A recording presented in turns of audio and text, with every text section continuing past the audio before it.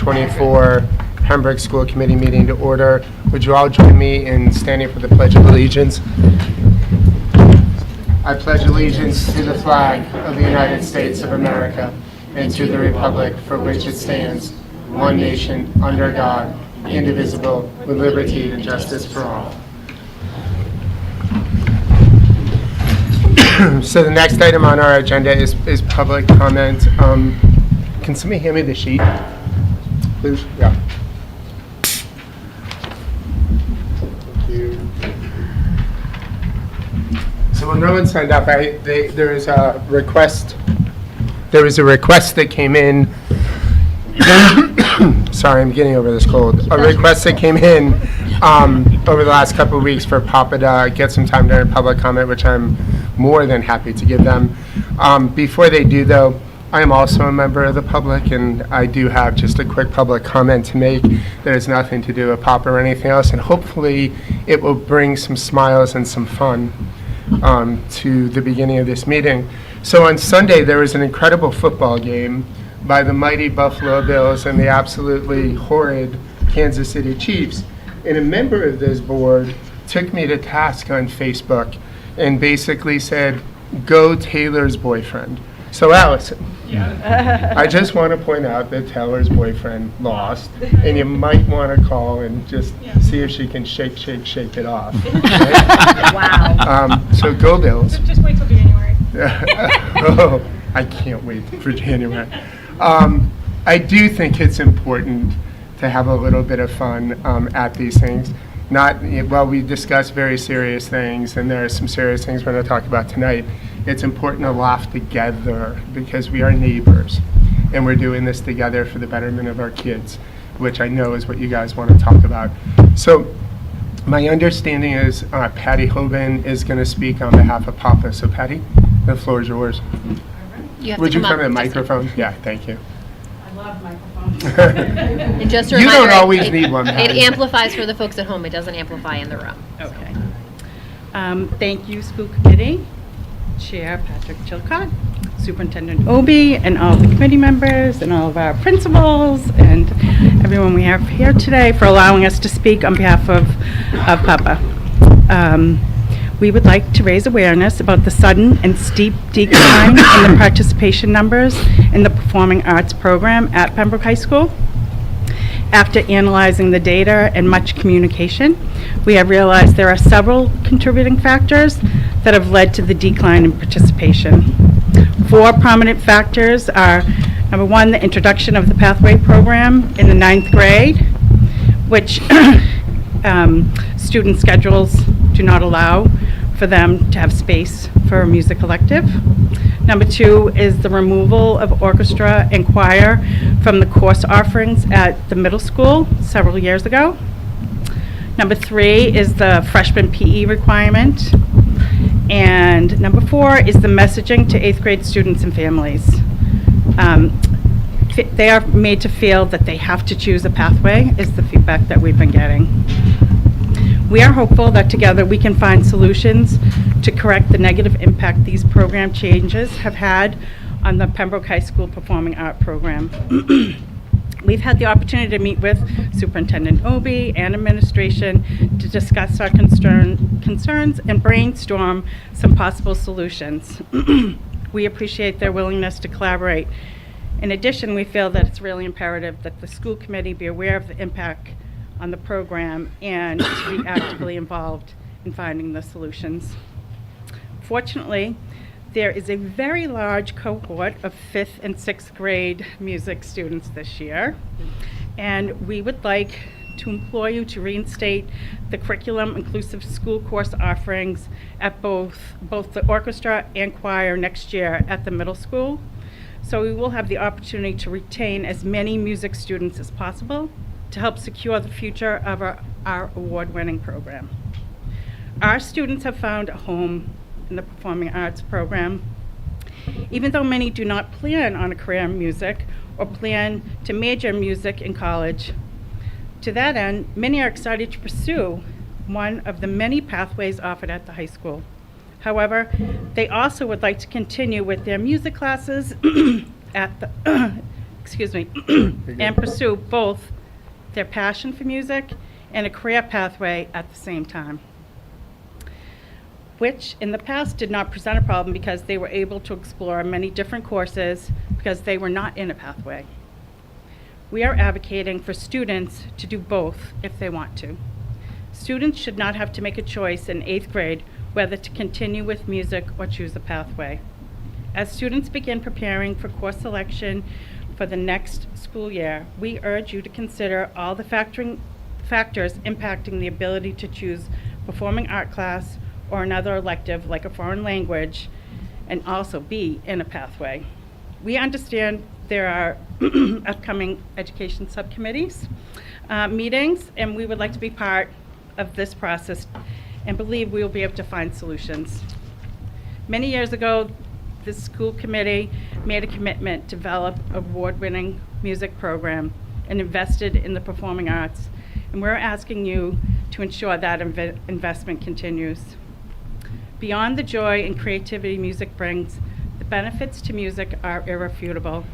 Music serves as a powerful tool for developing the essential soft skills employers value most. Participation in music cultivates communication as ensemble members work to coordinate verbally and non-verbally to perform in harmony. It builds teamwork and collaboration towards shared goals and fosters adaptability, teaching them to adjust to changing circumstances under pressure. Music challenges students to solve real-life problems, enhancing their critical thinking and problem-solving abilities. Leadership roles in music ensembles empower students to motivate others while honing their emotional intelligence. On a practical level, students learn time management by balancing demanding schedules and develop a strong work ethic through rigorous practice and performance. By ensuring that every student has the opportunity to participate in music and other performing arts, we not only are fostering creativity, we're equipping them with the tools they need to thrive in their future careers. And yeah, I didn't even include all of the additional benefits that marching band adds to this. When our children choose the music path in 5th grade, I'm sure not many parents fully appreciated the positive impact it would have on their students, particularly their social emotional health. I know I certainly did not know how much of an impact it would have on my boys. Students who continue music through high school have demonstrated commitment, perseverance, and dedication, skills they will bring with them to college and the workforce. We urge you to find a solution for our students to participate in both pathway as well as the performing arts. Our award-winning program has been a source of great pride in our town of Pembroke. We want to continue having a program that we are proud of and other towns want to emulate. We should do everything we possibly can to retain our students as they rise up to Pembroke High School. Unfortunately, the decline in numbers was foreseeable, given the restrictive nature of the 9th grade schedule, including the PE and other freshman course requirements. Even though study was removed as an option freshman year, this did not alleviate the scheduling conflicts. I only have like 3 more pages. No, you're good. Keep going. Keep going. 8th grade students were told they need to make a choice, one that no 8th grader should have to make. I'd like to highlight some of the options that we've discussed with the administration and we believe may alleviate some of the problem. Delay the declaration of pathway until 10th or 11th grade. Add music as an elective in all pathways, or add performing arts as a graduation requirement as recommended by DESE. Reinstate orchestra and choir as courses at the middle school. Teach health in middle school. That would be good. Thus alleviating freshman PE requirement and allowing PE to be fulfilled in any of the 4 years of high school. Consider a block schedule. Have a music and finance presentation to the 8th grade parents and students when pathways are being proposed. The messaging must be clear that they do not have to sacrifice music for pathways. We could also explore half-year courses for the other half of the PE in 9th grade to leave the full year for an option in music. The music program at Pembroke High School will be graduating a substantial number of seniors this year, and this will greatly impact the music program at the high school. The time to act is now. Though many of us have students graduating in the next few years, we fully appreciate the profound impact the high school performing arts program has had on our children and understand the gravity of the situation. We will not let the music program go without knowing we have done everything in our power to preserve it. The future performing arts students deserve to have a rich experience our children have had. As we face a tough budget cycle, we want to remind you how important the performing arts are in Pembroke. When this year's fifth graders watch our children perform at all band, choir, and orchestra nights, they will be inspired, as our students were when they were in fifth grade. We have a legacy and a culture here that we must preserve. Let's find a way to harmonize our pathways so that students don't have to choose. Thank you for your time. Nice and job, Patty. consideration. Thanks, Patty. Thank you, Patty.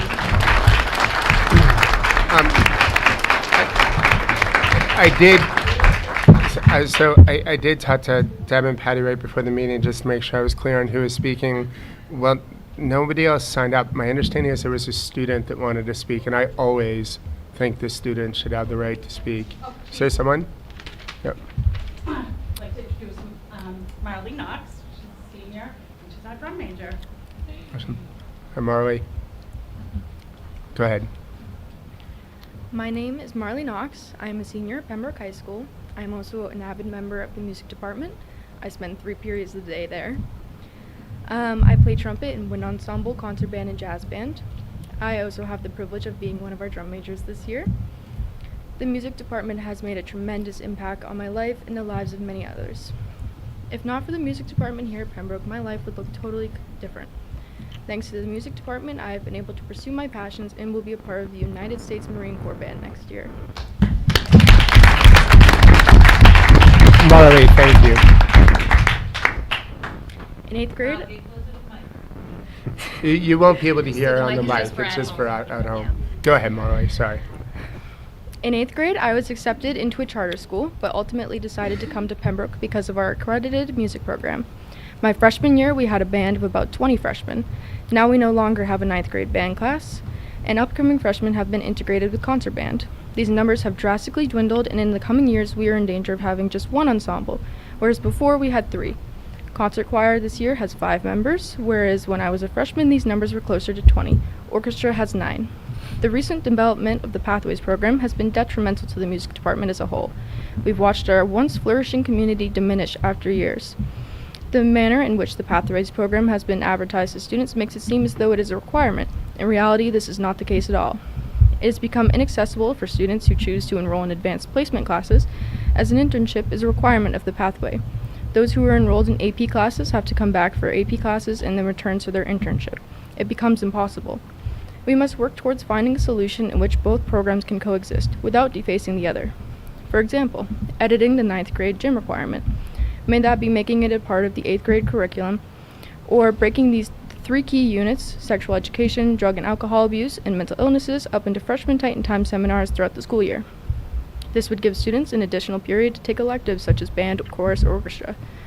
It would still leave an open period if students were to participate in a pathway as well, if they so choose. As a community, we hold the music program here in Pembroke on such a high pedestal, praising the positivity that comes from it.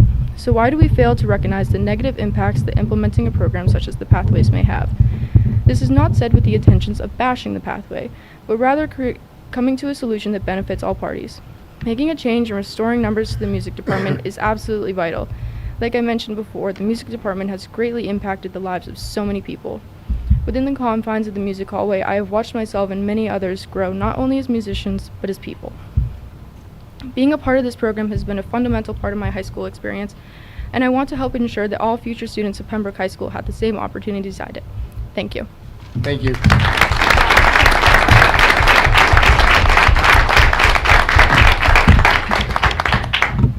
So thank you both for your comments. We have, which I'm sure you've already seen the agenda, a pathways presentation to the committee tonight. We'll be talking about this as well as the pathways component in that portion of the agenda. So I'm going to move on. I've already acknowledged all of you as visitors. We don't have adjustments to the agenda. As I understand it, any communications to make anyone aware of? Bills have been circulating for payment. So we did have meeting minutes. So can I get a motion to approve the school committee meeting minutes of November 12, 2024 as presented? So moved. Second. So motion by Katrina, seconded by Sue. Is there any discussion? All those in favor? Aye. Opposed? Abstained? It's unanimous, Natalie. And Mary Ellen, it's probably a great segue. So, Mary Ellen, just move that mic in front of you so that it picks it up perfectly. We're just fixing some tech problems.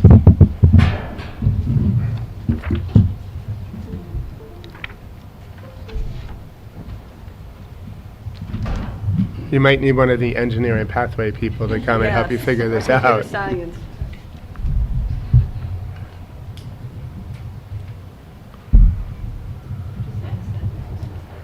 Do you have a, I have it downloaded on, we connect it right to the laptop with a cord?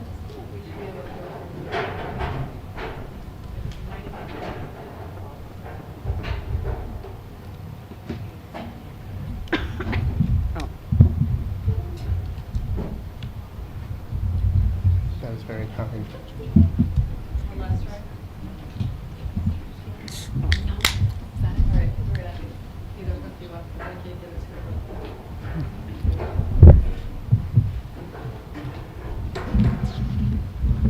Do you want to go to? Yeah. So while you guys are figuring that out, I think we're going to just move a little out of order to take the out-of-state field trips. Do you want to talk to us about those? So in your packet, you have the annual request from DECA for the 3 overnight out-of-state field trips associated with the DECA competitions. So the first one is coming up in January at the Quincy Marriott. The second one is at the Seaport, and then if students move on after that, the last one I believe is in April. So January at the Quincy Marriott, February at the Seaport, and then April it's in Orlando, Florida, if our students qualify. So these come every year. Taryn Lang, our new business teacher at the high school, along with Mary Ellen Gates, are working with our DECA students. There's some fundraising opportunities to lower some of the costs as we get to some of the further travel pieces. So can I get a motion to approve the overnight/out-of-state field trips for DECA as presented? So moved. Second. Motion by Katrina, seconded by Allison. Is there any discussion? I'm just going to ask the question I always ask about chaperones and Yep. the appropriate Yes. number. All those in favor? Aye. Opposed? Abstained? It's unanimous, Natalie. The next thing under my report is the request for approval for an MIAA middle level waiver for PHS girls hockey. This is a request that we bring to you each winter for our high school girls hockey team since we ended our co-op. So last year there were 21 girls on the girls ice hockey team. This year we have about 15 that would be coming out in grades 9 through 12. So we're looking to add a few more students to the roster. By filing the waiver, we're allowed to invite 8th grade students to participate in girls ice hockey. So can I get a motion to approve the MIAA middle level waiver for PHS girls ice hockey? So moved. Second. Motion by Sue, seconded by Allison. Is there any discussion? Any concern as far as size or? Nope, so the level of physical contact with girls ice hockey is different than boys ice hockey. So there's none, okay. All those in favor? Aye. Opposed? Abstained? It's unanimous, Natalie. How are we doing, ladies? Good. Do you want to just talk us through what you have? We actually have, We have Updated the- some of the slides. okay. That's okay. I mean, we have copies of the slides, and if you've updated them, you can kind of walk us through. Do you want it? Yeah, here, you can use You mine. can have mine. I have it on. Yeah, I have it memorized. We're good. Just for everyone here, these will be up on the website, right? So if you want to go and look at them and go through the slides. It will be up on the website. Anything presented in a public meeting is immediately public record, and you all have the right to have it and see it. So I just want to make sure you're clear about that. Go ahead, Mary Ellen. Well, good evening, everyone. For those of you who don't know me, my name's Mary Ellen Gates, and I'm the Pathway Coordinator. This is our third year within the Pathways, so I'm excited to share with you our progress and where we're heading this year. We have a total of 266 students enrolled in the Pathway across the 4 grades. So that is about 38% of the population. And for freshmen alone, we have about 113 students, and that was 61% of the students enrolled.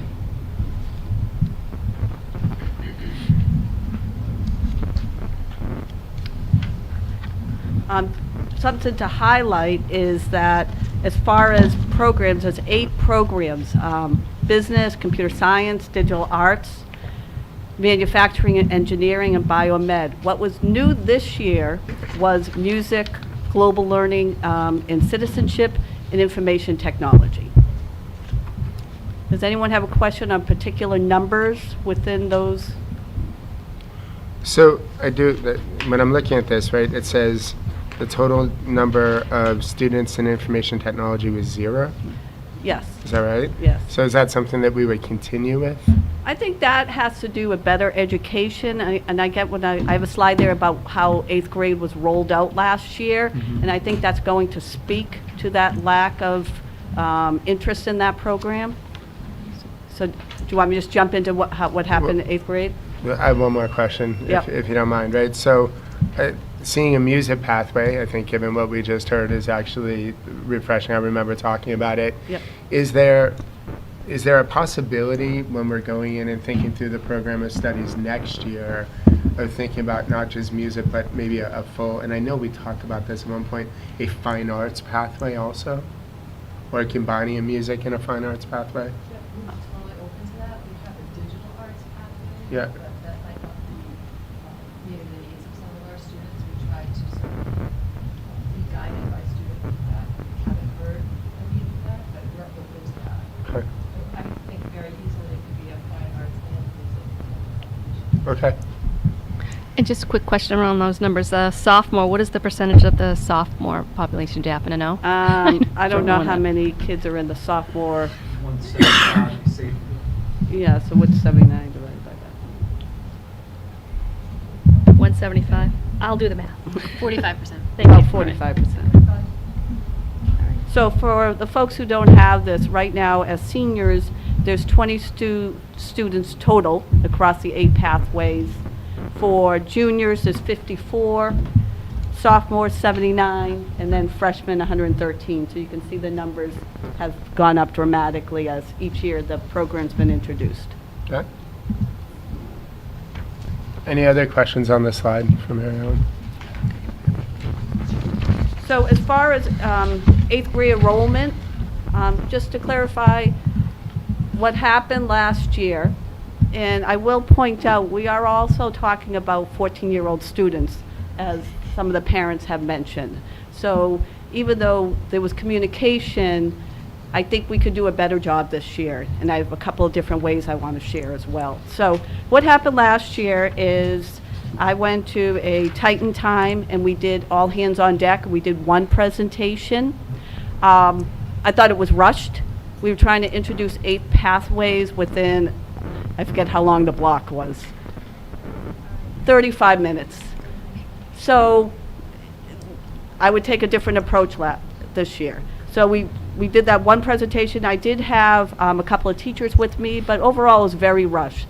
So I think that fits into why did kids sign up for computer science pathway and not information technology?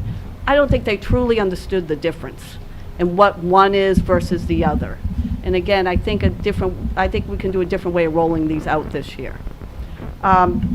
Also, the high school teachers, the guidance counselors, and the middle school guidance team, they do a lot of face time with these kids as far as course registration, so they reiterated the pathway throughout the year.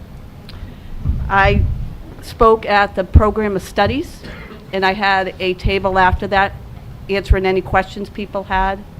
And then finally, when it came to course registration, students were told that it was not a requirement, it wasn't a mandatory field, so if they desired to sign up for a pathway, they could have. Could that have gotten lost in the message? Maybe, but I know for a fact that that was given to the students. Any question on Any the questions on that? communication? The question I have, like, if a kid signs up for the biomedical as a freshman, does that automatically enroll them in the pathway, or is it 2 separate steps? They had to, when they did course registration, they signed up for the class, and then there was another field that said pathway selection, but it wasn't a mandatory field, so you could skip over it. So you can take the course without enrolling Yes, in the pathway? yes. How many, do you know, are the freshmen across the, I'm just wondering if there's some freshmen in the classes but aren't. Yes, there is, but I don't know the numbers. Okay. I can find that. I was just curious if Yeah. it's 2 or if it's 30, I don't know. Right. So, oh, sorry. Did No, you go have a- ahead. No, please, Sue, go ahead. No, I'm good. That was. So one of the things, but maybe a little bit different, I think, from when you presented. I mean, clearly there's a concern, right? Yep. Out in the community, and I think it's important. And one of the things I said is that we would talk about it during your presentation.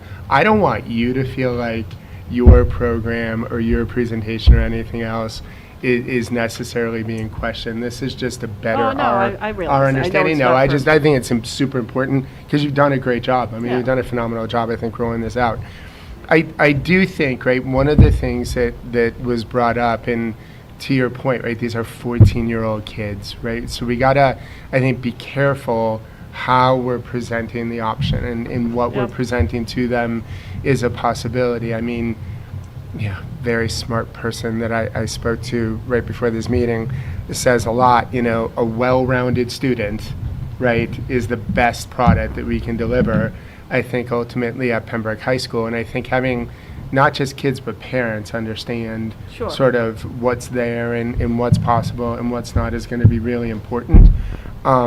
Because this program I think is super important. You know, kids clearly are gravitating to it, but I do think just how we present the data Sure. is going to be just as important as what the data is, and we just need to think about that as we're rolling it out.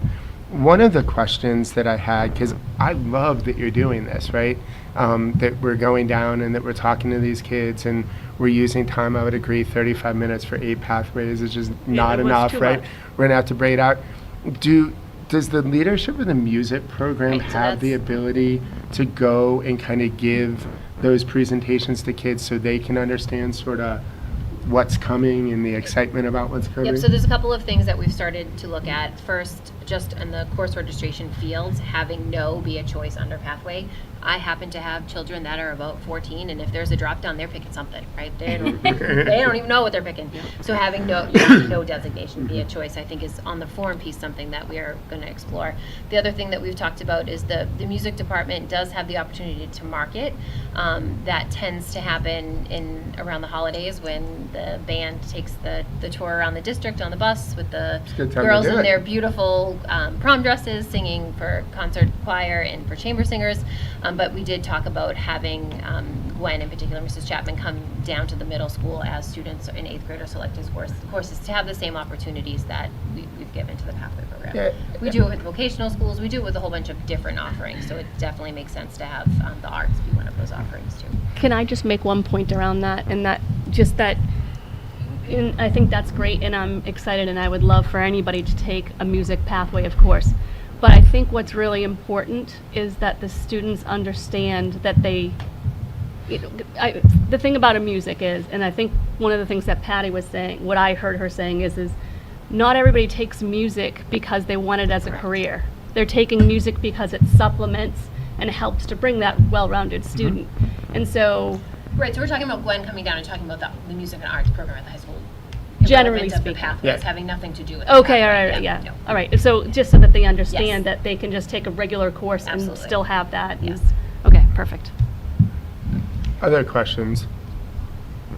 Okay, keep going, Marianne. Okay, so some thoughts I had for this upcoming year, and I'm open for suggestions, is to continue to rethink of how we present this. I was thinking in smaller chunks to these middle school students.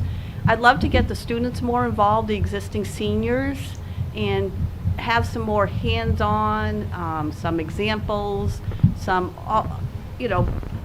some products of work and to show them, rather than just me talking to them. So it's another adult speaking to them.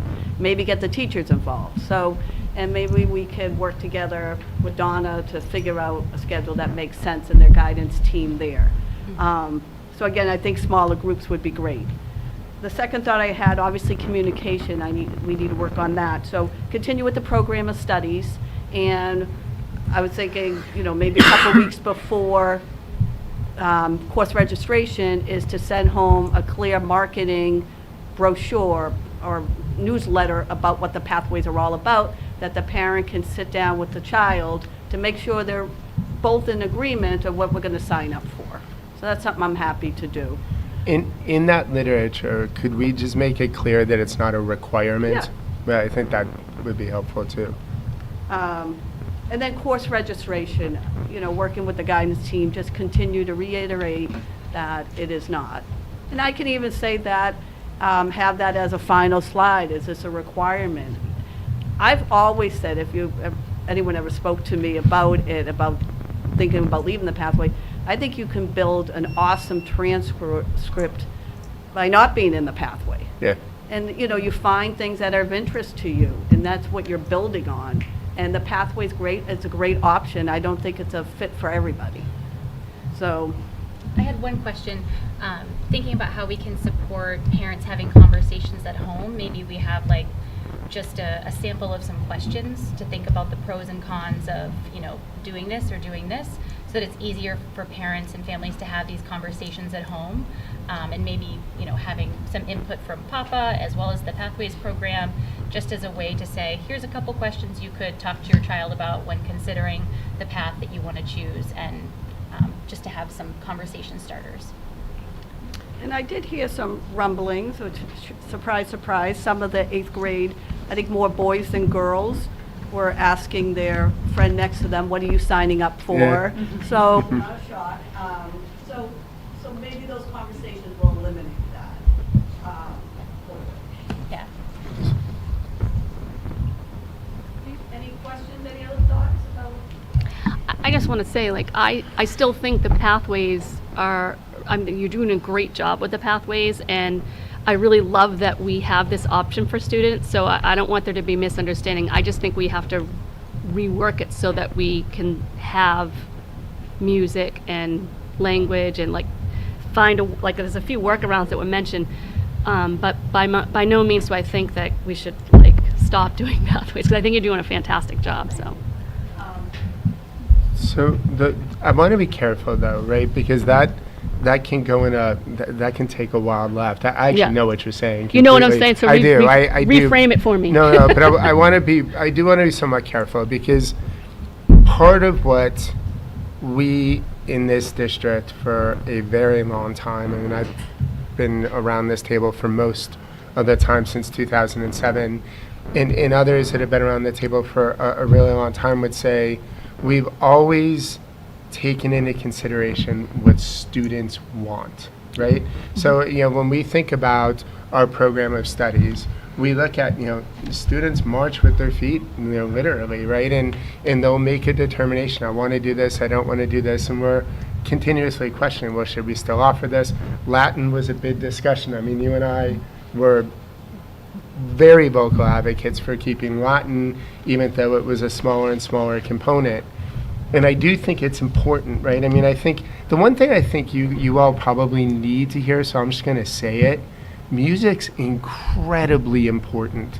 It has been a crown jewel within this district for a really long time. Ironically, Patty, I thought you would mention kids involved in music do better in math and science, right? And I just Yeah. I had to keep it. But no, that's fine. I was ready to show up with that statistic. The other thing that I want us to be very careful of, and I would ask us all to be somewhat cautioned about, is I'm not going to pit one program against another.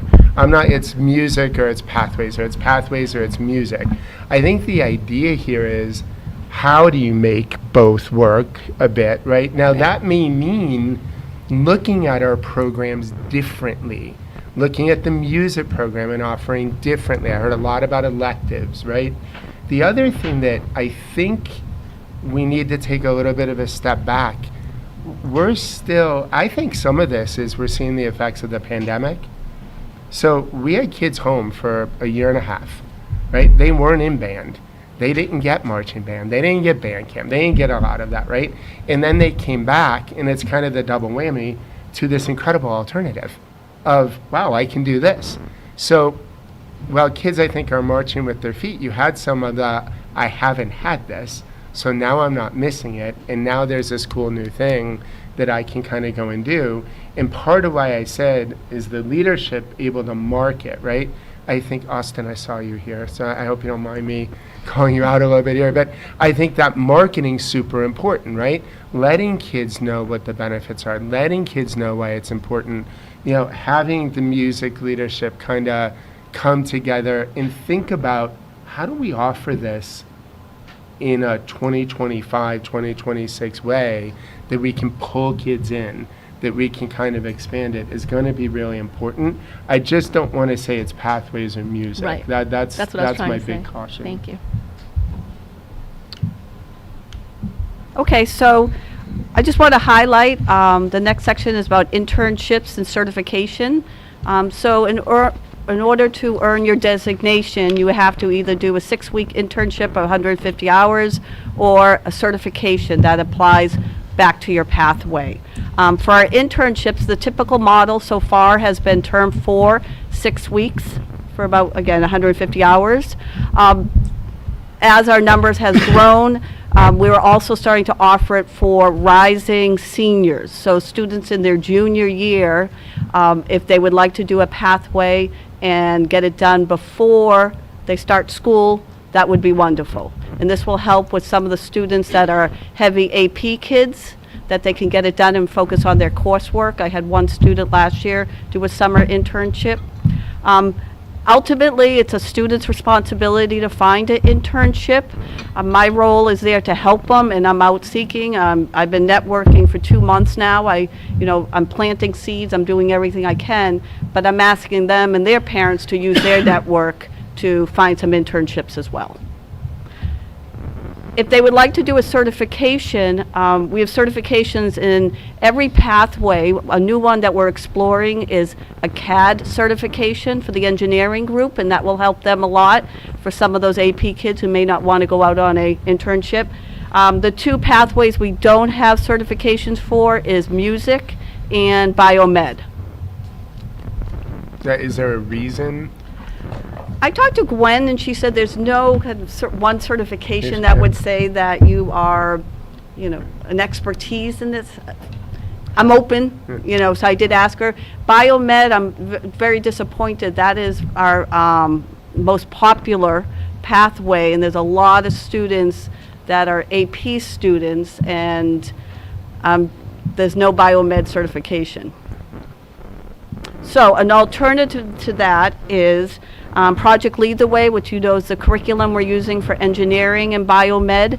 They have a 4th class that could be offered senior year. It's a capstone class, and in it is they use the framework that they've learned over the past 3 years with Project Lead the Way, and they're given, or they come up with a problem that they have to solve. And you can combine engineering students with biomed students. So that makes that nice collaboration. And I'm hoping that we could even get an outside mentor advisor. So if they're doing a project that's solving some engineering problem, maybe I'm able to find a local engineer who would like to come in once a month and say, how are you doing on your project? That's a great idea. So that would be not for next year, because we're doing our 3rd class in engineering and biomed. It would be the following year. 26, 27, yeah. So that's something to look forward to. Questions? No questions. That sounds like a great idea to bring in, people that are in the field, experts. I think that gives a lot of benefit to the students to get to interface with folks that are doing that. Is the internship required for every, I just don't know. Is it required or You can either do an internship or a certification, it's either or? either or. Some Okay. kids do both, especially in digital arts, but it's Okay. either or. Okay. Thank you. One of the things that you had said is you needed to do an internship, or it's what I heard. It might not Yep. be what you said, in fairness. You had to do an internship to receive a designation. What is the designation, Gibby? What is the designation? We just call the pathway designation. Okay, So that okay. just means you did the 22 credits and the internship certification to meet our satisfaction. Right, so there's a symbol in the graduation program Yeah. similar to National Honor So I was Society. gonna ask you. That's- Yeah. There's an asterisk or some other indication that you're a pathway scholar. So that's part of your transcript that goes to the university? No, or so it's just in the graduation program. Just in the Oh, graduation. okay. To In the actual program. How does this help? I guess the question is, so if I'm a parent, right, so they didn't have this when my kids were Sure. around, right? I'm old. But if I'm a parent, one of the questions I'm going to have is, does this help my child differentiate for college application, or does this help my child if they're on a career path? Well, how does it?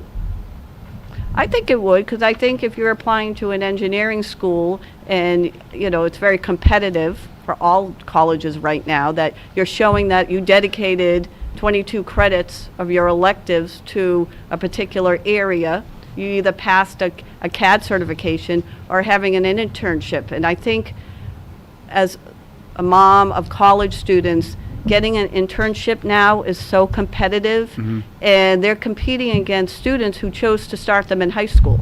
So it used to be the model, you got one at the end of junior year of college. Yep. It has changed, and you're not behind the 8 ball, but in some circumstances, you could be. So them getting that internship in high school might give them a springboard for college, and then for the students heading right into the workforce, the certifications we're going down the path with are industry-wide. So we're using ones that are well-known that adults are taking that is transferable. Got it. Thank you. Here's a plug. The other thing I'm doing is started this last year is a speaker series. So anybody who would like to come in and be a guest speaker for any of the 7 pathways, I guess, we have them during Titan time, and we bring all the students within that pathway together so they can hear directly from an expert. I've been getting a lot of different ones for engineering lately.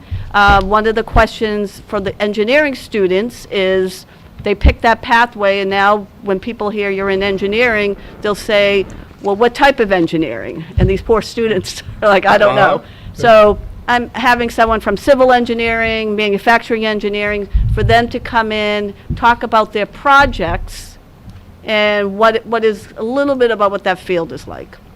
So we're looking at local businesses and anyone that is interested. I have someone from accounting coming in. Love to get anyone from music. That would be awesome as well. So, Mary Ellen, get in touch with me. I'd be happy to do it. Yeah. From a business Yeah, perspective. great. Any questions on internships or guest speakers?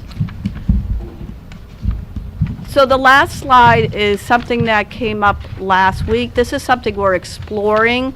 I don't have a lot of detail on this, but the Labor and Workforce, Massachusetts Labor and Workforce, they started to introduce registered apprenticeship programs. Yeah. And they have pre-apprenticeship programs in the high school where students go through classwork and end up, may or may not, an internship. And I've had some conversations with a woman who's in charge of it, and we're starting to explore, could that fit within Pembroke High School? The goal is, if you complete the pre-apprenticeship, you gain the opportunity to interview for a Massachusetts registered apprenticeship. Wow. And these are paid jobs that have a career path that is set up through Massachusetts. They get 2,000 hours of on-the-job training, classroom training. It's not a guarantee, but it's an opportunity to interview. And I thought it might be a great opportunity for students who are not heading to college, that this might be a window that we could open. Yeah, yeah, and I know some people that work at that office, so happy to get you connected Yes. in any way that I can help. Yeah. Mary Ellen was saying earlier today, too, that they're reviewing some of our curriculum documents right now, Yeah. and what we're currently offering may be enough. Yes. So That's that fantastic. students would exit high school, and then we would be able to connect them with this program. That's great. fantastic, yeah. So the exciting thing is they find the company that we can connect with, or they help find that. They could find that. If we know one, they would help it as well. But I thought that would be a huge help for manufacturing and biomed. I did say, the pathways is new. We're trying to figure it out still, and we're, make sure communication's clear. We don't want to introduce new terms right now and really confuse everybody, so it's a process. Yep. But I think it's definitely something for this woman to come in and sit down with the admin team to see how would this work, especially if we could take, she said it was a 150-hour classwork time. We have that. If it's, something that we could do, I think it's something worth exploring. Yeah, I think it's a great idea, especially considering our lack of vo-tech opportunities right now. I think that would be a fantastic way to provide different pathways for kids that might not be college bound. So I am definitely on board. There was one I skipped, and that was my most important, my challenges. Where's my challenges?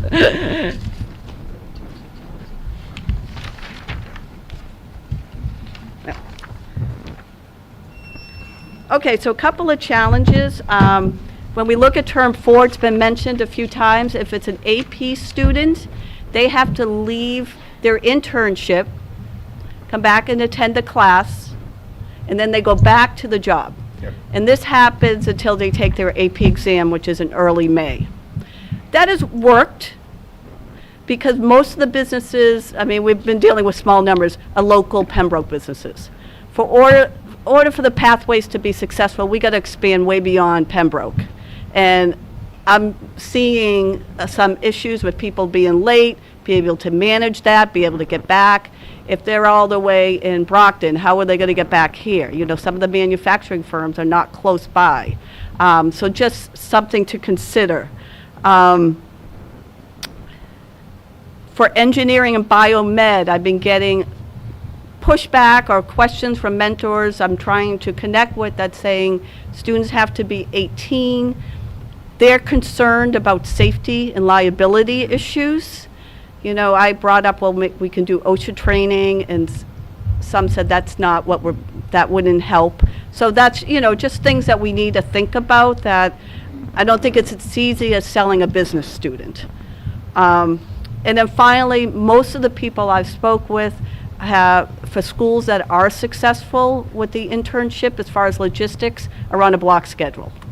And that really has helped them to allow classes in the morning as one type of schedule, and then they leave for the afternoon. So that really, logistically, the block seems to alleviate a lot of those logistical pains. So I just wanted to throw that out there. So can you just speak, the block schedule has now come up 3 times. We've talked about this a couple times in the past. It's not simple, it's expensive. Yeah, so it's not really easy just to shift your schedule, right? So we're on a 7-period rotation, drop 1, 7-day cycle, 6 days. To transition to a block schedule requires an incredible amount of professional development for our staff. You're going from teaching 50 to 55 minutes to teaching 90 plus minutes. It also limits the amount of courses our students are taking each day, so it's more like drop 2 as opposed to drop 1. And so all changes like that to a schedule must be bargained through a negotiation process. So that is obviously not a roadblock that turns us away, but it's something that takes time. We explored a block schedule, I think 6 years ago was the last time we took it to staff, at the high school in particular. We had a scheduling committee at the high school, and there wasn't a lot of appetite at the staff level to move in that direction, but it doesn't mean that we can't talk about it more now. I think the reason that I wanted you to speak about it, right, is these things have come up over the years multiple times, right? It's not that the administration's saying, oh, I'm just not going to look at it, or I get that we have a problem, but I'm going to turn away and ignore it. A lot of this stuff gets looked at pretty regularly, I think. That particular item on the block schedule, I think, is one of the more challenging things, right? So I'll say it because maybe nobody else will. The likelihood of something like that happening over the next 3, 4, 5 years is probably pretty small, right? Just the amount of development and professional development, the bargaining that would have to take place, the planning, everything else to do it, right? That is a multi-year event. Yeah. That, granted, the administration and the team will obviously talk through over the next multiple months, maybe year, that type of thing. I just want to make that clear so everyone understood it. Anything else, Mary Ann? No, that's it. Anyone have questions? So really good job, by the way, and I want to commend you. When you look at, the enrollment and you see the increases in enrollment, and you're clearly doing something right on the marketing, I think it's a good thing. I don't be dissuaded. Keep moving. I think it's Sure. a very worthwhile, ultimately a very worthwhile program. Any other thoughts, comments, questions? If it's okay, I just wanted to take a minute and kind of circle back to some of the I suggestions. was going to do that next, that Patty actually. shared. Yeah, go ahead. Okay, so obviously there's been a little bit of conversation at the 9th grade level around the PE requirement. So just for clarification, there's a 4-year PE requirement in the state of Massachusetts. Here in Pembroke, we require 9th graders to take that course. And then if you participate in a sport at Pembroke High School, you can get a waiver for grades 10, 11, and 12. So just doing away with the requirement is a conversation about graduation requirements in the state of Massachusetts. So that is a topic that Education Subcommittee will be taking a look at. We have obviously had a few different versions at Pembroke High School. You remember, I think 9 years ago, our enrollment, or 10 years, was 1,050. There was a different waiver process for students to waive out of PE. Mark has really, over his time at Pembroke High School, reined that in so that we are comfortable. So at the end of the day, Mark is signing a Pembroke High School diploma that says that you've met the requirements in the state of Massachusetts to graduate. And so really reining in some of that PE stuff gives us the comfort level to say that students are meeting that requirement. But something that we will talk about at Sub. One of the other pieces is the program of studies. So obviously we have had just a small amount of time at the middle school without chorus or orchestra as standalone courses. They're offered during Titan time, but there's competing interests, right? There's 13 and 14-year-old students that are either getting math help or going to chorus. As much as many of them would probably rather go to chorus, their parents and teachers are telling them to get math help. So taking a look at the overall elective schedule at the middle school, we have had 5 different versions of electives since I've been here in my 15 years. There's been orbits, there's been pure electives, there's been team-driven electives, but really taking a deep look at how we can build some of that back in and allow students to choose it. Again, to Patrick's point, if students are not choosing it, there's not much more that we can do to force that, but having it at least be an option for them at the middle school where it hasn't been for the past few years. Obviously, we've heard the feedback from families about marketing to the point of what we say and what 13 and 14-year-olds hear are sometimes 2 different things. Definitely happens at my house all the time, but wanting to make sure that music has the same opportunity to come in and talk with students about how great the program at the high school is. Just wanting to temper expectations a little bit. I have had the opportunity to meet with the parents from the Papa group twice now, and I think they are reasonable in their request. They just want us to explore every option, right? And I think that we are willing to do that. I think kind of where we landed when we met last week is that, is there some give that we can do in the schedule that allows 9th grade to be a little bit freer for students to be able to take a pathway course, a full year pathway course, and a music course, and then be making an informed decision moving forward, right? I'm not sure the schedule will allow for 4 years of music and 4 years of a pathway to get to the end point of both, but can we do something to allow students a more informed choice once they get into the high school? It was several years ago where we sat in this room and talked about the marching band. I'm having a little bit of deja vu. By the way, I chaired that meeting too, just to be clear with you all. But one of the things we talked about in that meeting was that the experience that students have going into 9th grade at band camp is something that they talk about for the rest of their lives. And so can we figure out a way to keep kids engaged in both pieces in 9th grade, and then they're making a more informed decision? So that's kind of how we're thinking about it. Again, Education Subcommittee will meet to talk about graduation requirements that include PE, potentially adding the Mass Core recommendation of a fine arts graduation requirement, taking a look at our schedules, taking a look at the middle school schedule, and ultimately moving forward some recommendations to you as a committee to discuss. We are not going to be able to do everything, but I do think there's some ability to do something. That's great. I do think, though, too, it's important, and I'm going to come back to this, because I actually think figuring this out together is incredibly important, right?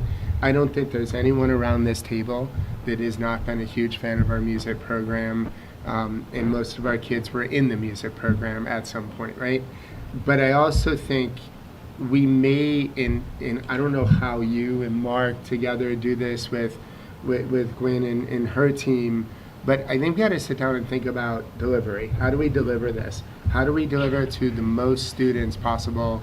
How do we figure out sort of what those opportunities ultimately are? But it shouldn't come at the expense of offering the things that we're offering, right? I mean, in a weird way, we're actually up here saying, wow, we have too many offerings. Right, it's a great right? problem It's to a have. great thing to be Yeah. able to say. It means we're doing our job on behalf of our kids, right? I think it's a really good thing, but to your point, it's avowing every opportunity for kids to choose, And then once right? they've chosen, that dictates the And to schedule. choose, by the way, wisely, because I do think making sure the music folks have the opportunity to speak is down there is really important. Other thoughts? Okay. Thank you, Mary. No, thank you. Patrick, did you want to speak? There was a woman in the... Did you Somebody have a want to- question? You just have to come up to the, he took the mic Here away. it comes. Ta-da! No, they can't hear you. That's the problem. You gotta, so the folks Sorry. at home. Sorry, Patrick. I just- No, I'm glad. I didn't see that. Yes. So we did talk about Ms. Gates. I asked Ms. Gates lots of questions because I was interested, in that program. But my question is, can we present all the changes and all the programs first to the parents? Because I know if you are aware of it, but we did find out about all those, great programs when the kids came back home. And, they already spoke to the guidance counselors. So how we can, as a parents, help the children to choose? They just chose because, like Ms. Gates says, because someone else was there. Where's your money going? Maybe we should do an 8th grade parent night for So- families that I had, of just course, thinking registration. I think it's a great idea. And, and send That's it, really and on good top idea. of it, I will say like maybe two ways. Some of the parents cannot attend all those meetings, unfortunately. Right. So, But if we can record it and then put it on the website, I think that would be helpful. on the too. website, or some kind of in emails. Sure. Everybody those days check emails, so that would be a great way. And after that will be, less miscommunications about all of that, pathways and Yeah. music and. Right, because it's a family conversation, right? Yeah. I mean, It is. As much as we can work with students through it, it's a conversation that happens at your dinner table, right? What is important to us as a family? What are Yes, the it is. choices that we want to make? What's our end game? What are we trying to get to? And we appreciate Thank the you. collaboration. Yeah, no, thank you. Great suggestion, Thank you. actually. Thank you. Okay, anybody else before I move on? I'm not trying to stop anyone from talking. Jim. I don't know, Jim. Go ahead. Jim's out. No, Jim. Yeah. I've had Would my you- fun, but this is a great meeting tonight. Just a question on the decision process. When the child is presented with the options, do they sign off or do the parents sign off on their educational future? Do you want to So take that? Well, I only know from my own kids' sports registration. I don't know if parents sign in ours. I know what happens. I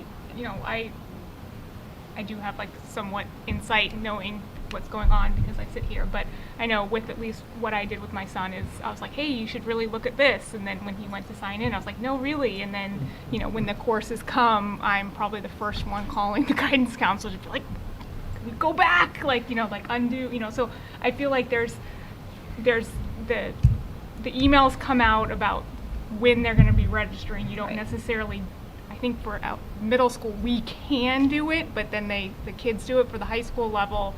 I don't remember being given the option to do it myself, but wasn't it Yeah, that we used to have can to? go back and harass the guidance counselors to switch No, things but back. specifically at the middle school, the communication goes to parents and students. Yeah, about because I course think we registration, but so doing it can together. do it as a middle school I parent. recall a time when I used to have to, like, my child would pick the courses and then I would have to approve it, and that doesn't happen anymore. Is there a reason? They just Yeah, you just. They do it in 21st century with their guidance counselor, but then they're supposed to go home and talk to their parents about what they've selected. But So- but do the maybe parents? reinforcing to families that, you know, we selected courses today, here you should be asking your child. But do the parents? Is there any reason why the parents don't have to approve it before it's scheduled In middle school. in middle school or even in high school, like the first So couple I years? would argue that in high school, you're preparing them for next steps, right? Yeah. I mean, in college, God knows, I wasn't even allowed to see her grades, even though I was writing the check, right? Believe me, I'm right there. irritated. Please, right? But I think, so that's about getting them ready. I think, so again, that's why this stuff is so important, right? You guys are bringing some stuff up. That was a really good question, Jim. What I would just ask you guys to do is think through that, like Look at the platform. what makes the most sense. Can I just maybe try to get some of the questions that we're bantering about here? Absolutely not. To which I know the answer? Yeah, go ahead. Yeah. So, that is a great suggestion about the 8th graders coming to the high school program studies night. And I do invite 8th grade parents to that night, and many in this audience were at the high school course selection night in February, late February. It's always the Thursday after February vacation. So mark your calendars, we're having a night that night for parents in grades 8 through 11. When it comes time to select courses at the high school level, the students do meet with their counselors during seminars. They get advice from their counselors about courses that they should be selecting based on their career or college interests. And then they have an entire week, in some cases more than a week, before that portal closes. And what they're told in those seminars is, you have what you think is a draft of what you want to select next year, go home and talk to your parents, and so the juniors, for instance, will go one full week, right? And then that portal will close the following Friday. So they have the full week, during which time they're meeting with the counselors, and the week after that, before we say, okay, this is all due. Now, we don't say, bring in a signed permission slip or have your parents hit submit at home, because we want the counselors there to make sure when they are submitting that they've got the right graduation requirements, or if they know about college or career readiness, that they're selecting courses that are in their best interest, and things of that nature. So, can we do better? Sure, but some of the things that we're talking about are absolutely happening right now as part of that process. That's at the high school. It is, right? yeah. And I think one of the things, and maybe talk a little, Donna, about, at the middle school, or what we could possibly do at the middle school for an 8th grade parent night, that type of thing.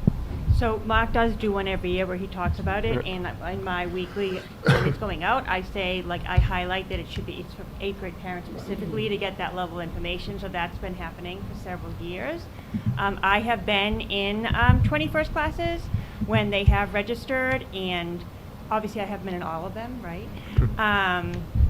But what they're saying, I do wonder about the idea about signing off on permission. That may not be, that could actually be a really nice step, but I did have the counselor say, screenshot this, email it to yourself, email it to your parents. That's what I was hearing when I was in there. Again, I think we try to be really straightforward with our communication, but I know that families, it's really overwhelming having children, and there's a lot of information coming at you guys all the time, so I do think doing a sign off, maybe with, you have 2 weeks to sign this, and if you don't, it defaults to this is what's in place, because we can't have so many gaps that we can't build a schedule. But I do think an active parent sign off could be a really easy solution, recognizing developmentally where students are at in the 8th grade.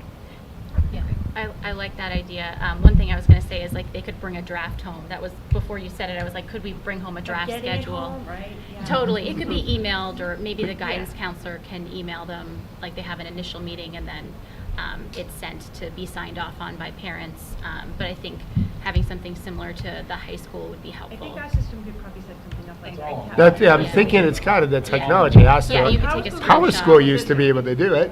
Right. Right, so I That's think it's what. doable. 'Cause I used to have to do it. Exactly. Sabrina did it. I didn't Yeah. do a damn thing. But yeah. And it depends on the kid too, right? Like, I think I have 3 students that would have made sure I got a copy, and one that would never have shown me anything. Yeah. And when they never did.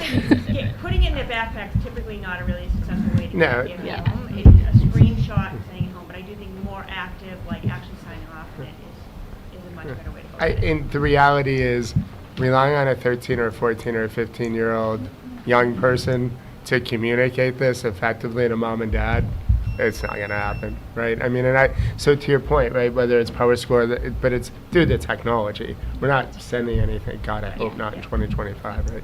And one of the things that, talking about is like what is required is, instead of sending out like what's not required, like sending out like this is required, like what a freshman has to take, and then showing what gaps are there to be able to fill in with, instead of saying, like, and that's a way to present it, like this is what you have to take, fill in your math, science, history, like instead of it being, Which we do, right? That's the information we share. It is, with the pathways and with the handbooks, there's so many pathways. And I'm not even talking about like the actual pathways. I'm talking about like, if you're taking this science or this math, and this is your pathway of what, like that's a lot of information. Instead of it just being like, you have to take math. I don't care what math it is, but you have to take history, you have to take English, you have to, like knowing, eventually maybe, in fine arts or language, there's a lot of things that we might have to add. So that having it be as simplified, there's 7 classes, one of them is half PE, one of them is, like instead of having it be what, anyway. So I am going to move us along because we have an 8 o'clock executive session. So hopefully you all feel heard. You all feel as though the folks around the table have kind of listened to the concerns. Clearly, there's a lot of stuff that got talked about.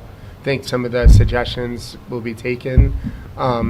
And I would strongly advise all of you to come to the program when we review the program of studies and we review the suggestions and those types of things. Come to those meetings. It's really important. So thank you. By all means, stay. We still have one more topic. So I'm going to turn it over to the superintendent. Yep, so the last thing under my report is your acknowledgement of the 24-25 school improvement plans. I let them pick their own order, however they want to go. So whoever wants to go first, I just ask that they highlight 1 or 2 things that they've been working on with their school council.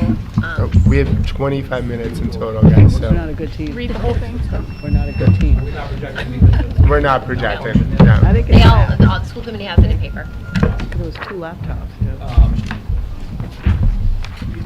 You need a Go microphone ahead, in Mark. front of you. Yeah. Thank you. Good evening, everyone. So the high school council has 4 academic achievement goals. I just want to highlight maybe the first couple. We are, as you know, in the process of hopefully completing the first goal, which is earning our NEAS accreditation. The team from NEAS is here this week, one more day tomorrow. And so, as I indicated last week, we will find out about that sometime midwinter, whether or not we get our accreditation. We will get a sneak preview tomorrow when they conclude their visit. They conclude it with a faculty meeting at 2:30, so on their way out, they'll debrief the entire staff on that. So I want to thank the members of the committee who met with them today. There's some folks in the audience who were part of that as well. I see Lorcan over there. He was part of the student panel as well. So I would just say my own initial impressions of it so far has been very positive, and the feedback so far has been very, very, very, very nice to hear. I also want to maybe highlight some of the communication goals that we have here. My own personal goal is to communicate a little bit better with all the stakeholders in our building and out. I've implemented what I call Reentry Monday throughout the building, where I am spending the day on Monday meeting with various staff members, depending upon their role and responsibilities, each Monday, so that we're on the same page about what's coming up this week, or what do we want to see accomplished by the end of the week. So that includes the day custodian right away at 6 a.m. or 6:30, then the office staff, then my assistant principals, and then we wrap that up with the night custodians at 2 o'clock. So we've been holding to that with fidelity so far this school year, I'm happy to say. And I really feel as though that's really helped streamlining a lot of things in the building. That's on top of the weekly communication I do with parents and the daily communication they do with students through various mediums. I also just wanted to highlight one more, if I could, the social emotional wellness goals, which I think are obviously very important. Fully implementing and preparing staff, students, and parents how to understand and unpack the new IEP per the state regulations has been a big focus of the year and will be for the course of the year. And last year, our adjustment counselors began a series of skill sessions, but short-term skill sessions, curricula-based skill sessions. They did that last year for the first time.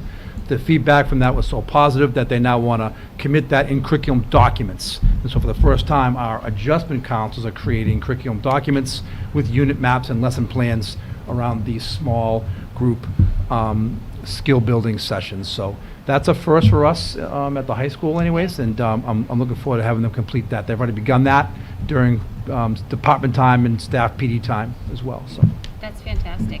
What are some of the topics, like, or so just one? So anxiety reduction, stress management, mindfulness, substance use and prevention, relationship building, dropout prevention, cognitive-based therapy, ridding ourselves of the negative mindset, stuff like that. So yeah. That's fantastic. Yeah. I see it there. Yeah. Any last questions for Mark? Mike? Thank you. 5 minutes. Perfect, we can do this. Just so everybody knows how a school improvement plan kind of comes together, all the principals are meeting individually with their school councils, and they're having these conversations on a regular basis. And then a lot of times the principals are kind of putting together the final document, floating it out. I actually floated mine to my staff at our last staff meeting, just to let them know kind of what the thinking was as well, because that's very important to do. So a couple of things I'd like just to highlight would be under achievement, and we're really focusing on some of our targeted subgroups right now for special education and English language learners for this year.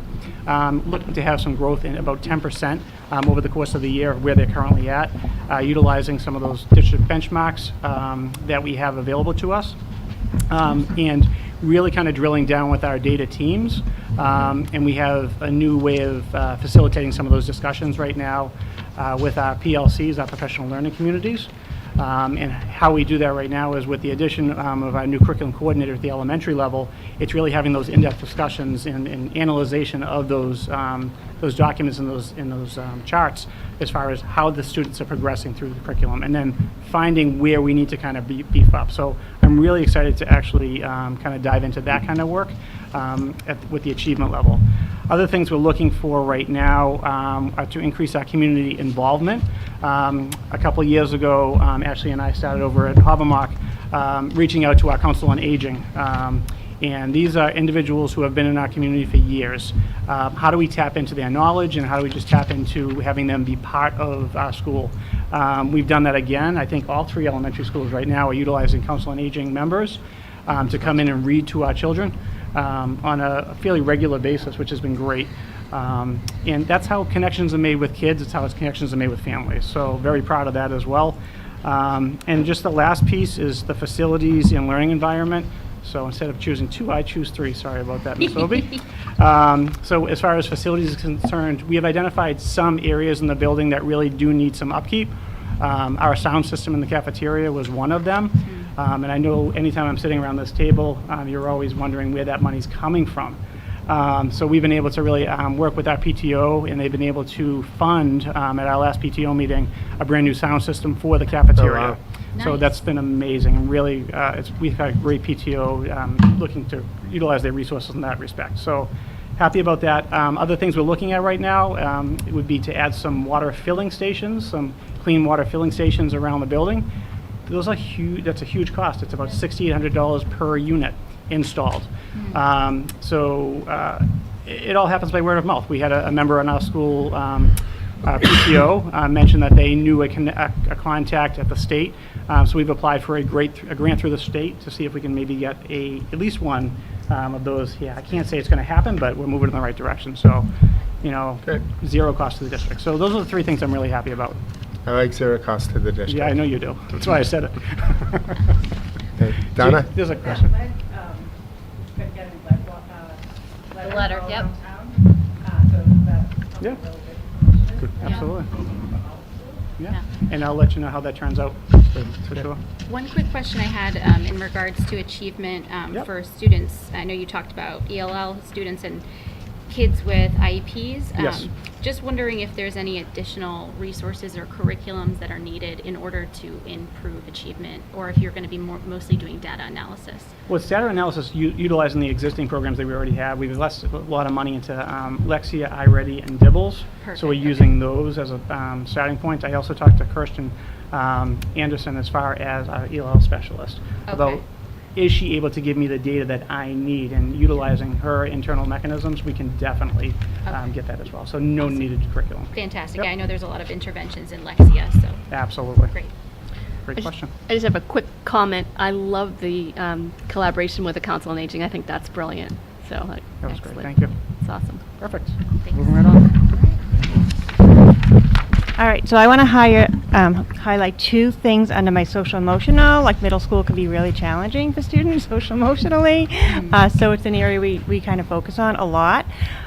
So we are doing a unified sports club. So we've been a champion school with Special Olympics for the last couple of years, and with kind of the shift in population, sometimes trying to build momentum over that can be challenging. But because we've invested a lot of time into it, I wanted to make sure we could keep the momentum going. So I reached out to Ashley Cross and asked if we could pull the 5th and 6th graders up into the middle school to build out the unified program.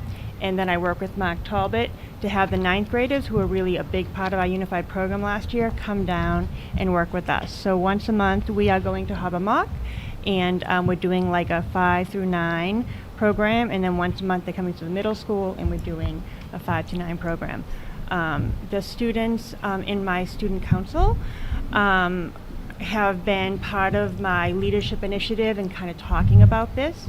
So I really see the importance of voice for students in understanding leadership, right? As Lorcan can probably attest to, right? When I was talking to them about, I wanted their involvement in Unified, and we started talking about people that have disabilities and maybe experience some loneliness and lack of connections in middle school. They just started talking about how they didn't feel like they had enough knowledge to interact as respectfully as they'd want to and as deeply as they'd want to and as authentically as they wanted to. And then we had this conversation where some of the other kids had talked about they themselves in student leadership feeling lonely, and we talked about middle school and the challenges. So I'm really impressed with my student leadership group right now. There's 28 of them, and it feels like there's really some authentic conversations going on around those pieces, but also the other initiative I'm working with them on right now is what makes the transition to middle school so hard, and how do I tap your perspective as a student. So they've been giving me feedback on what was hard with Google Classroom or Power School or everything, and we're gathering that, working with the teachers as well as other subgroups in my building to have them make a difference to make things smoother moving forward for other middle school students. So it's pretty cool. So on the disability awareness, I reached out to a team in Newton, and I'm working with them, and I'm going to bring that to my student leadership group and have them vet it, and we'll make a decision on what that framework looks like, and then I'll bring them in, train them first, and then hopefully expand that training to 7th and 8th grade, but vet that through my leadership team first to help them understand voice and making a difference in democracy. That's awesome. Love it. One point on that, the Recreation Department actually just got a grant basically to help facilitate friendships with people with disabilities as well as without, to do community service. So there's a possibility I can talk with Lance that would be about awesome. maybe finding a connection there in order to do community service alongside folks and then build some friendships that way and see if we can make it intergenerational too. Awesome. Yeah. And I had also talked to Ashley, like if this disability awareness training is successful, we're also hoping to push it down to her leadership group that's working with us in Unified, so just building capacity across the board that way. Love that. Great. Awesome. Any final comments for Donna? I love that. I do too. Jennifer? Thank you. Hi, everybody. Hi. I feel like everybody has said everything already, right? similarly, mostly to Michael so far, we split our achievement goals K to 2 and then 3 to 6, with the K to 2 growth focus being analyzing the DIBELS data, again using all the programs we already have, DIBELS, Lexia, and then at the upper grades really honing in on the iReady, because iReady is an intervention program we've had for a considerable amount of time, but really digging into it. We've added the ELA component through that software as well, utilizing Melinda, the curriculum for elementary, to really utilize the grade levels, the staff meetings, the PLCs, to just dive as deep as we can into what we're seeing, what are trends, where do we need to focus, where should this work go. Even just starting the look at it, we've highlighted writing as a group focus for teacher PD, and it really looks like when you're deep diving into some of the MCAS scores and the data scores that should next year this just be writing. So we're already kind of learning from the process that we've started. Social emotional continues, using our community meetings, using the student ambassadors. I know you talked about this too. I don't think Ashley and I love being the center of attention at these meetings, so we're gonna suck our ambassadors to do it, and I'm excited. They already shared they had one meeting and they sent me a PowerPoint on the November community meeting. Wow. So it's gonna be totally run by our 6th grade student ambassadors. Really good. And utilizing them more.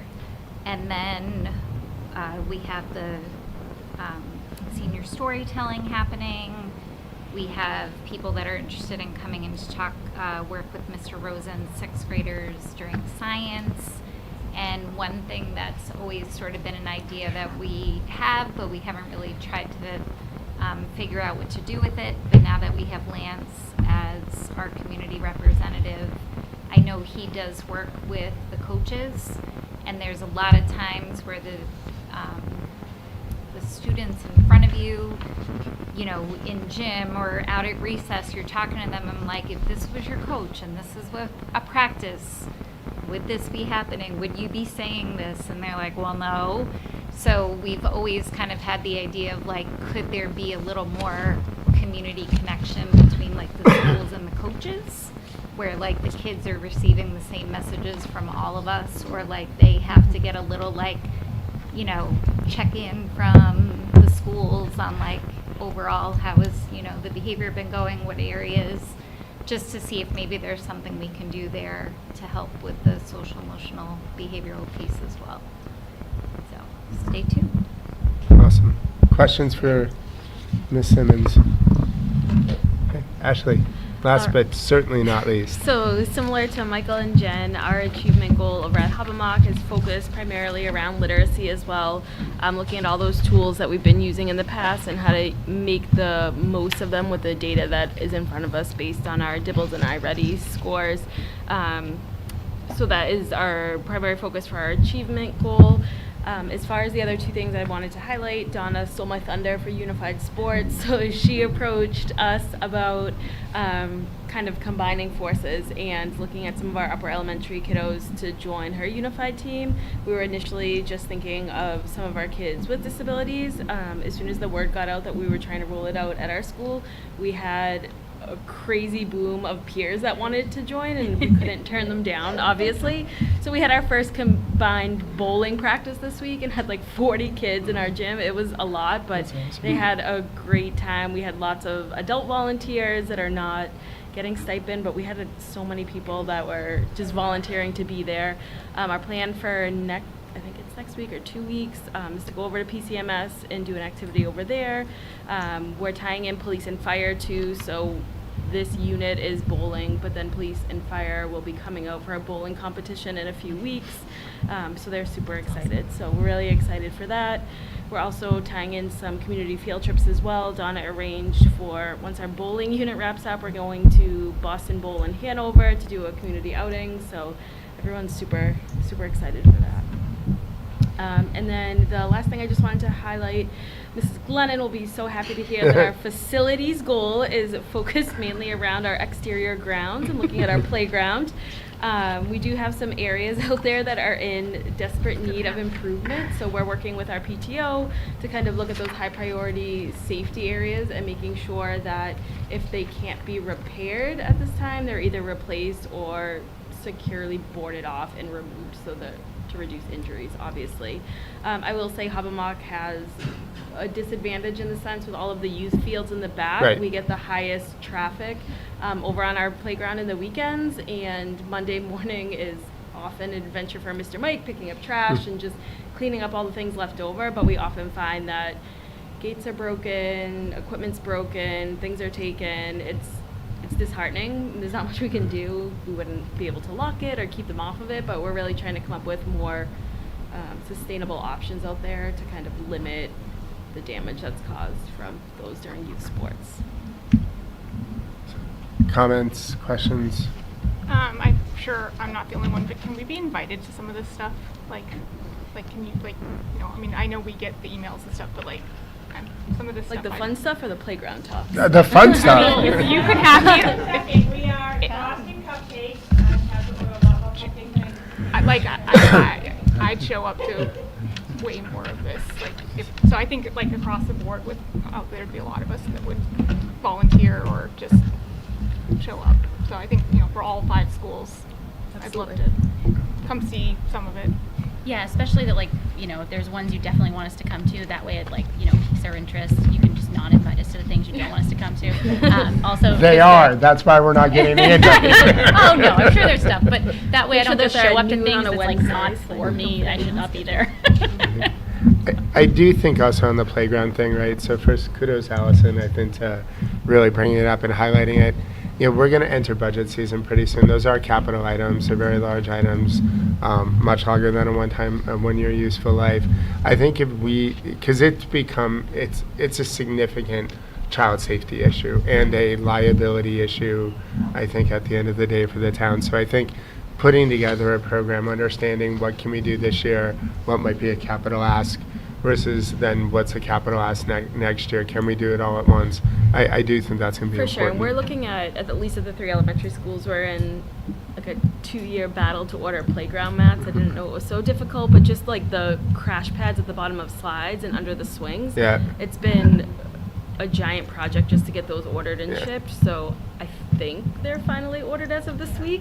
So Mr. Mike will be disseminating and putting those out over the next couple of weeks. But just something as small as playground mats that doesn't even require assembly has taken months to kind of organize and get figured out. It just scares me when I see wood up to block kids and slides not attached, and we've let it go too long, right? So at the end of the day, I think we just have to. Not a criticism to you, by the way. No, and one of the things we did have a gentleman from MRC Rec come out at the beginning of the school year just to look at the playground to try and get some of those. We had a slide with some significant damage from the summer, and so he came out to try and see if we could either flip it or get it repaired. One of the things he had also mentioned is just the age of our playgrounds are also not necessarily up to standard with a lot of ADA requirements right now because we're grandfathered in. Yep. So once we start even looking at repairs and significant upgrades on the playground, we start having to fall under those compliances as well, which isn't a bad thing, but it's just another larger item to consider because we have to then meet those standards as well, and ensuring that equitable access for everyone. So it's something to take into consideration because that we're currently grandfathered in based on when our structures were erected. I got you. Yeah. Thank you, by the way. Before I ask for a motion to go into executive session, I want to acknowledge someone who's here, Lorcan. Did I say that right? Yeah. So I hope you saw something amazing tonight. You wrote one letter. You stood up and advocated for a belief. You said, I'm seeing something and I'm concerned. And, well, I might just be a high school student. I have a voice. And you used your voice. This wouldn't have happened if it weren't for your letter, right? So I need to commend you. And I want to acknowledge you. I want to thank you for your advocacy and for standing up, not just for yourself, but for your peers, for your school, keep the advocacy going as you get older. So I just thank you. So with that, I will entertain a motion to enter executive session pursuant to Chapter 30A, Section 21A4, to discuss school safety, security as an open meeting may have a detrimental effect on the legal position of the school committee as declared by the chair. So moved. Second. So motion by Katrina, seconded by Allison. By roll call vote, Katrina? Aye. Allison? Yes. David? Yes. Sue? Yes. And I'm an aye. So, yeah, so we'll be we're going to the conference room across the hall, everybody. Oh, okay.